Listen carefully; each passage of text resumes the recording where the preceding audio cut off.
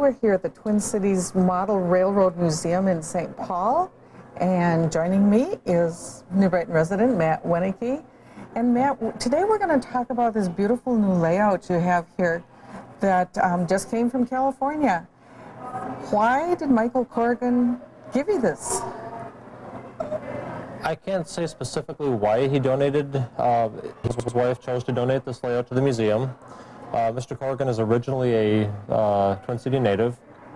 He grew up in the Twin Cities, and when he was a little boy, he had an extended stay in the hospital, and his hospital room overlooked the Milwaukee Road lines, which, as you look around the layout here, you'll see a Milwaukee Road theme to this layout. So when he moved to California, he had this layout custom built, and after having it for several years, he decided to donate it to us. Now, tell me about the railroad itself. What scale is this? And it's called a toy. It's in the toy train division. This is part of our toy train division. This is O-gauge 3-rail, also considered by some to be high rail. O-gauge, we're talking about the actual spacing between the rails. That's what makes the gauge. The scale O-gauge is roughly, in the United States, it's 1/4 inch to the foot, or 1/48. And the O-gauge stuff, because it's part of the toy train division and they're considered toys, these are not necessarily accurate to scale. A lot of the newer stuff that's being built and by the companies is closer to scale. Next door we have an actual O-scale 2-rail layout, and that is accurate to scale. To scale, okay.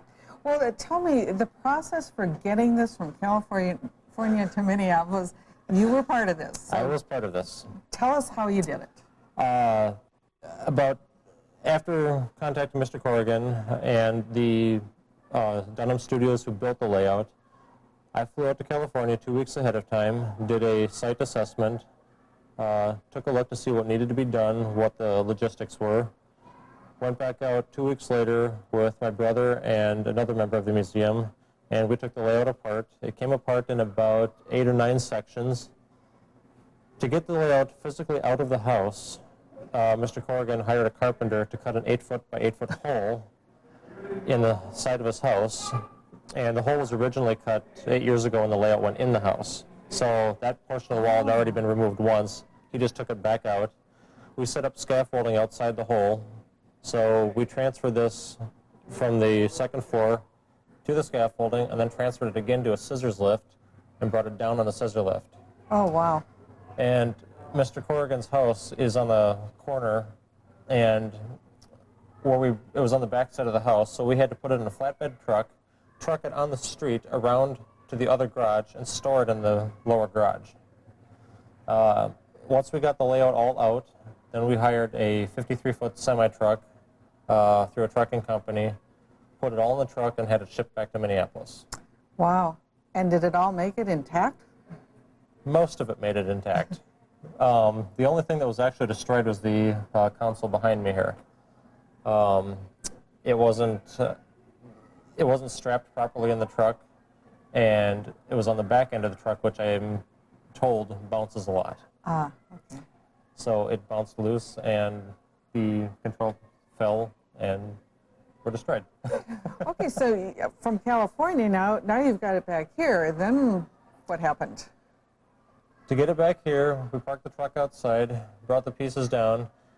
The base platform here, we built this in one section here, got the whole base platform in, and then we brought the pieces in one at a time, starting with this one, brought the pieces in, laid them down in place, brought the next section in, laid it in place, and we had several volunteers with us, and as we'd bring a section in, we'd line it up, they'd check all the tracks, line them up, and we'd closely bring them together. And we just worked our way all the way around, constantly aligning it as we went. And then before we put the backdrop back on, there was a lot of other work, electrical, and we're still doing electrical work on it, chasing problems. But for the most part, the layout's been here and mostly operational for about 4 months now. Okay, so just a few bugs to work out, but otherwise it's up and running. Yeah, for the most part, it's up and running. Okay. What are some things that you find kind of unique about this layout? The size of it. First of all, most people don't have the space in their homes to build No. something this big. No. This layout is 16 feet wide by 30 feet long on the long side, and it's very expensive. This is an expensive hobby to get into. Now, I noticed one thing that we really liked, and that's your little playground. The little down here. playground here, if you look closely at this, you'll see that the train on here is actually a Z-scale train. So you go from being one of the largest trains on the O-scale or O-gauge side down to this little tiny Z-scale. Now, did the trains also come with it? Did he donate trains, or are these There your were own actually trains? quite a few trains that were donated. There were? More than 5 sets. Some of the trains that are on here right now are members' personal trains, and you will find that a lot of the members do bring in their own trains to run. I do the same thing because I don't have a layout at home, and it's too expensive to build a layout, and there's no reason to when I have a really nice one. Yes. That I can come down here and run my trains on. Well, it's a beautiful layout, and we want to encourage our viewers to come on down and Please come take on a look down. at it. Thank you, ma'am.